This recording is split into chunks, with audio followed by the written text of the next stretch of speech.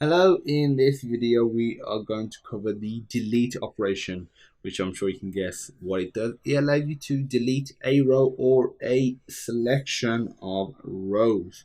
So what we're going to do is delete the row which has a name of Farhan, and what we're going to do is first create a SQL query.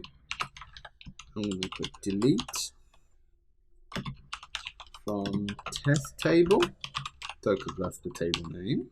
And now we're going to say where name equals, so this is the condition, so when the name equals Farhan, now we simply need to run it. We're using the try to make sure we handle any errors accordingly.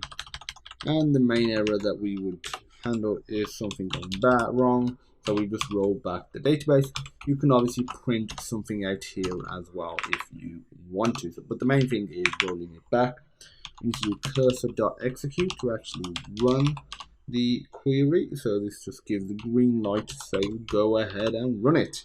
And now we just commit all of these changes to the database, so save it, run it, get no errors, go to our database, and see that row has now gone. So that's it for this video on the delete operation. If you have any more questions, feel free to reach out, and I look forward to seeing you in the next awesome video.